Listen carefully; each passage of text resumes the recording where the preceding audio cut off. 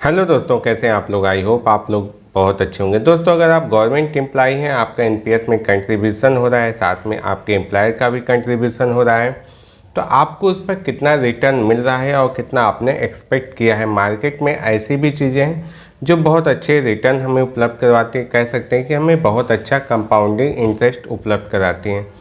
तो आज हम अपने फंड पे रिटर्न को देखेंगे और जो मेरा कंट्रीब्यूशन है उस पर मुझे अब तक कितना रिटर्न मिला है, क्या वो पर्याप्त है, संतोषजनक है, उसमें क्या बेहतर हो सकता है। हमें बहुत ही कम अगर लाभ हुआ है तो ऐसा क्यों हुआ है, इस पर भी हम बात करेंगे।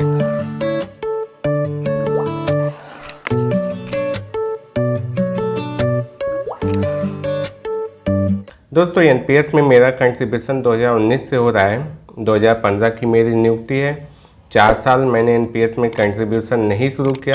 जो भी चीज़ें मैं समझ पा रहा था, मुझे उस समय ही लगता था कि एनपीएस बिल्कुल ही बेकार स्कीम है। फिर एक समय आया कि लगा कि कोई भी पेंशन प्लान मेरे पास नहीं, कुछ तो मेरे पास रिटायरमेंट के लिए होना चाहिए। और फिर एनपीएस को मैंने समझना शुरू किया। फिर मुझे लगा कि नहीं, इतना भी बुरा नहीं कि मैं बिल्कुल ही कंट्रीब्यूशन ना करूं। हाँ, किसी और स्कीम से तुलना करूं तो हो सकता है कि कुछ अच्छा या कुछ बुरा कहा जा सकता है।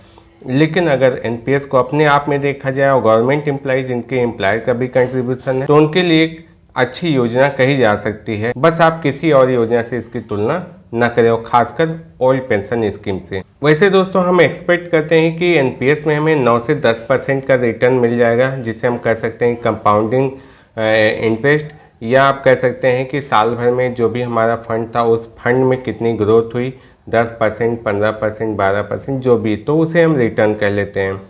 अभी इसको समझने के लिए कि मुझे कितना रिटर्न मिला पिछले 4 साल में, और अगर मैं म्यूचुअल फंड में या किसी और स्कीम में होता तो मुझे कितना रिटर्न मिलता, मुझे इस साल कितना रिटर्न मिला, कितना कंपाउंड मिला, कंपाउंड इंटरेस्ट मिला, इसको भी हम समझेंगे।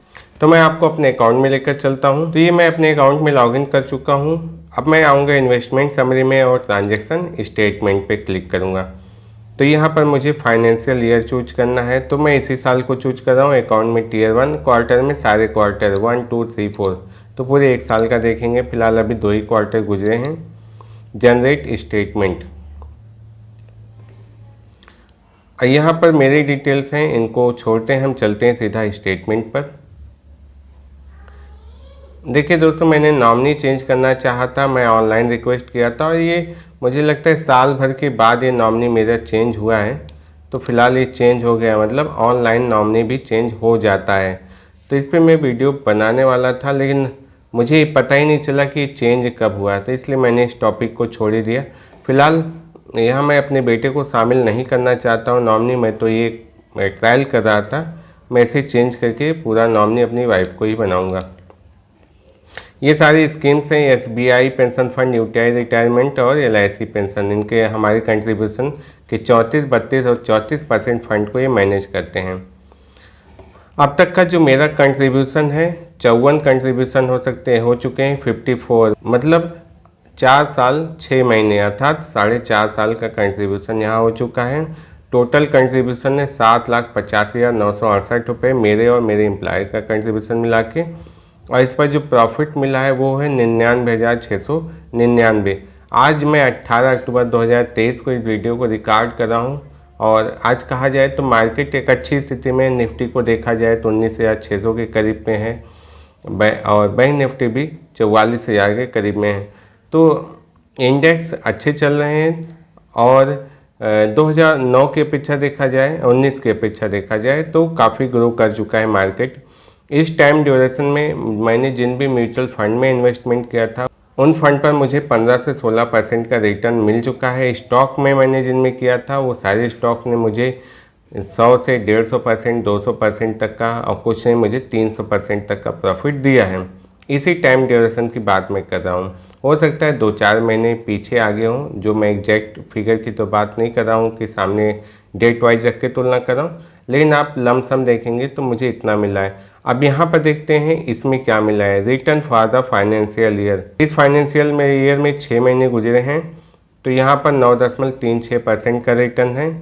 अगर रिटर्न ऑन इन्वेस्टमेंट को देखेंगे तो ये देखिए, ये है 6.91, मतलब 7% भी नहीं है। जितना पीएफ में हमें ब्याज मिलता है उससे भी कम, नियर अबाउट एफडी के ब्याज के बराबर हमें मिल रहा है यहाँ पर। ऐसा क्यों है? क्योंकि जो हम सोचते हैं ना कि हमारा फंड ज़्यादा सिक्योर हो जाए, शेयर मार्केट में ना लगे, वही कारण है इसका मेन कि हमारे फंड को ज़्यादातर लोन में दिया जा रहा है गवर्नमेंट्स को और कॉरपोरेट सेक्टर्स को, जहाँ पर हमें एक फिक्स ब्याज तो मिल रहा है लेकिन बहुत ही कम ब्याज। अब फ़ायदा मेरा हो रहा है कि उनका, मुझे तो नहीं लगता कि मेरा फ़ायदा कहीं से हो रहा है।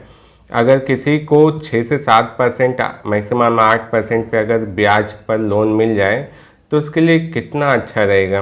और किसी बैंक में अगर वही जाते हैं तो उन्हें लोन वहाँ पर मिलेगा 12% 13%, और ज़्यादा मात्रा में लोन है तो हो सकता है थोड़ा बहुत कम हो, लेकिन आप मान सकते हैं कि 11% से नीचे कहीं पर भी लोन नहीं मिलेगा। और हमारे फंड से उन्हें लोन मिल जाता है 6 से 7% पर।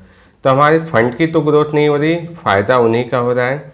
अगर यही फंड हमारे ज़्यादा इक्विटी में जाते, तो जैसे मैं म्यूचुअल फंड में मुझे प्रॉफिट मिला है और इतिहास आया सन 1994 से इंडिया में म्यूचुअल फंड का, तो काफ़ी अच्छा हमें प्रॉफिट मिल सकता था। और यही सब कंपनियां, SBI, LIC, UTI, यही सब कंपनियां म्यूचुअल फंड को मैनेज कर रही हैं और अपने क्लाइंट्स को, अपने इन्वेस्टर को एक अच्छा खासा रिटर्न दे रही हैं डिफरेंट स्कीम्स में।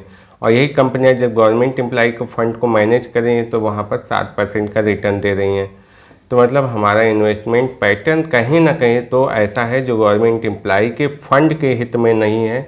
उसके सिक्योरिटी के लिहाज से हो सकता है कि हाँ चलिए हम आपको एफडी का इंटरेस्ट दे रहे हैं, लेकिन फंड ग्रोथ के हिसाब से नहीं है। उसके रिटायरमेंट फंड की जो नीड है उसको कंप्लीट करने के लिए जो रिटर्न हमें चाहिए वो यहाँ नहीं मिल रहा है।